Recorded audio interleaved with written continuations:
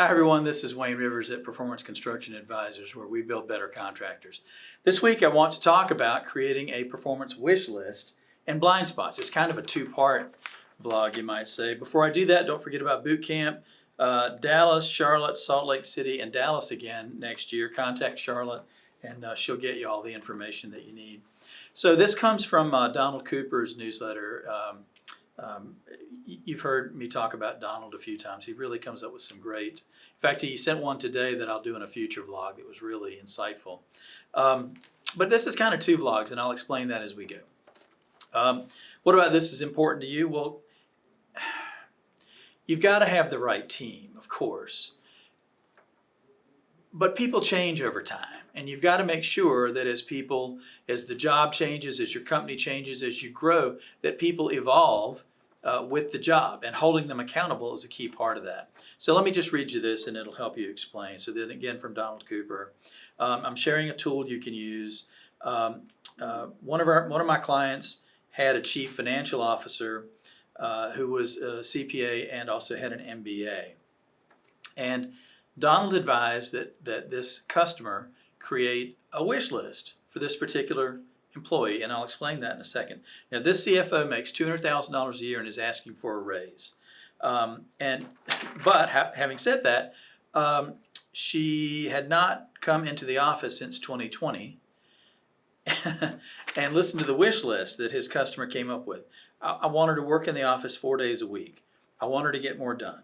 I want her to come up with better ways of doing things in her department and do them more efficiently. I want her to show much more initiative in everything. I want her to make specific business recommendations to improve profitability. CFO, come on. I want her to be less emotional when dealing with other team members. I want her to connect with me better, not just wait for me to move things forward.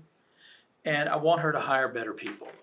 So when he evaluated the person's capabilities and performance against that wish list, he rated her a 3 out of 10. What does that tell you? A 3. I mean, that's not good. So she either needs coaching to improve in these areas, or more likely, she's not meeting the standard and maybe he needs to look for a new CFO. This is a useful exercise. This is something you probably should do with your people regularly. It's not something, this is not a job review. This is you sitting down and thinking through, how does my direct report perform relative to my wish list of how I think they should perform.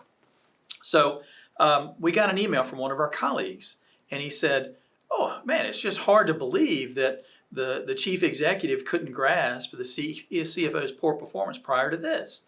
And my COO wrote back, you'd be shocked. You'd be shocked at how bad some contractors are at evaluating their senior employees' performance. And so in this case, in the case of Donald Cooper's customer, in the case of a lot of our contractors, they have blind spots. So maybe there are 4 different things. Maybe it's a true blind spot. Maybe it's a family business issue. If the CFO is your wife or your daughter or your cousin, then maybe it's harder to hold that person accountable because of the family ties and the sensitivity. Maybe there's a simple resistance to change. A lot of contractors like things the way they like them. It's been this way for 10 years and they're reluctant to change because change is scary and creates unknowns and unknowables. And then finally, some people are just conflict averse. And the hardest thing in business is to let people go. I have to just say that. I have to admit that. That is the hardest thing to do, whether you're letting an employee go or letting a customer go. It's emotionally gut-wrenching.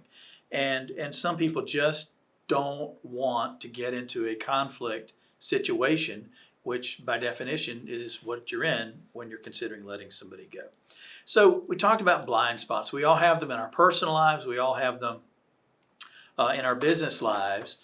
And Mike and Cannon, one of our consultants, came up with a couple of other common to him blind spots that affect contractors. The first, he said that almost all contractors celebrate an award before the contract is actually signed. And he said politics can change that. Competition is relentless. Just because you got the nod doesn't mean they're going to stop their business development efforts during the period when you're waiting for the contract to be signed. And he said there's always sort of backroom conversations going on. I remember one of our clients in reading the biography of their founder, which was a wonderful book. But it seemed like in the book they were always finishing second. And the founder had this miraculous gift of going back to the project owner and finding a way to turn that second into first. It was really remarkable. It was almost like they wanted to finish second. I'm sure that's not the case, but anyway. The second blind spot that Mike said is that contractors have the assumption that their best performing employees are happy and will stay and will continue to perform at that level.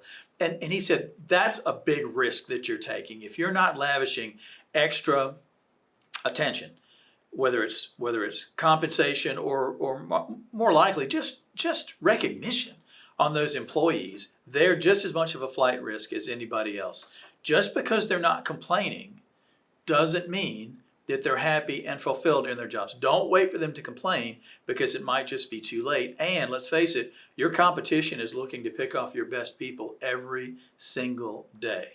So you can't be complacent, well, in any aspect of your business, but especially when it comes to your super talented people. So what do you think? I mean, what are the common blind spots that you recognize among contractors?